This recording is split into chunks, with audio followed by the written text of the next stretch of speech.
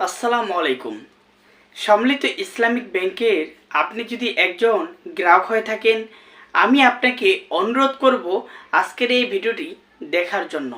সম্মিলিত ইসলামিক ব্যাংকের আমরা যারা গ্রাহক রয়েছি, আমরা কিন্তু দীর্ঘদিন থেকে অপেক্ষা করতেছি যে কিভাবে আমাদের হেয়ার কাট বাতিল করা হবে এবং কিভাবে আমাদের টাকা আমরা ফেরত পাবো। আসলে আমরা দীর্ঘদিন থেকে আন্দোলন কর্মসূচি করতেছি, কিন্তু আমরা বারবার ব্যর্থ হয়ে যাচ্ছি। কিন্তু কেন?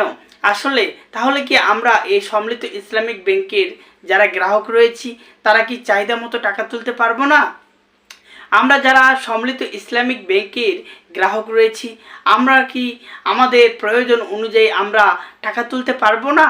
আমাদের কি হেয়ার কাট বাতিল করা হবে না? আসলে সম্পূর্ণ বিষয় আজকে আমরা আলোচনা করব।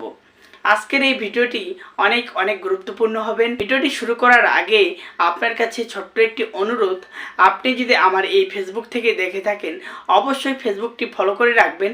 শুধু সম্মিলিত ইসলামিক ব্যাংক গ্রাহকদের জন্য এই আইডিটি করা হয়েছে এবং সম্মিলিত ইসলামিক ব্যাংকের যেন প্রতিটি গ্রাহক তাদের আমানত ফেরত পায় এবং প্রতিটি এফডিআর, প্রতিটি সেভিংস অ্যাকাউন্ট থেকে যেন গ্রাহকরা তাদের টাকা তুলতে পারে।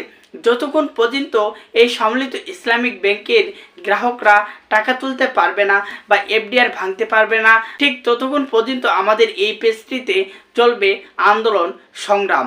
অবশ্যই পেজটি ফলো করে রাখবেন, পেজটিকে শক্তিশালী করবেন। আমার আগের পেজটি বাদ হয়ে গেছে, কারণ আমি ব্যাংকের সবসময় ভিডিও দিতাম। আপনারা হয়তো অনেকেই আমাকে চিনেন, কারণ অনেক পলিসি বাড়ানো হচ্ছে যেন আমরা সোশ্যাল মিডিয়াতে ভিডিওগুলো ছড়াইতে না পারি এবং আমরা যেন আমাদের আমানত আমরা ফেরত না চাইতে পারি।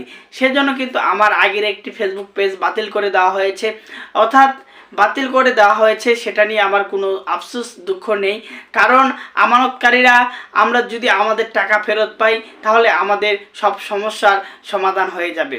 অর্থাৎ আমি আপনাদেরকে যেই কথাটি বলতে চাচ্ছি, আমরা যারা এই সম্মিলিত ইসলামিক ব্যাংকের ৭৬,০০০ গ্রাহক রয়েছি, আমরা আমাদের টাকা ফেরত চাই।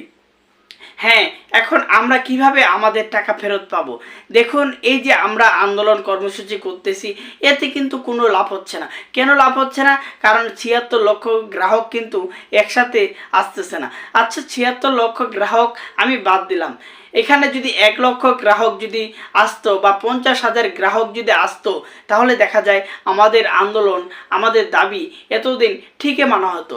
কিন্তু আন্দোলন কর্মসূচিতে আসতেছেন না গ্রাহকরা, সেজন্য কিন্তু আমাদের দাবি এখনও মানা হচ্ছে না।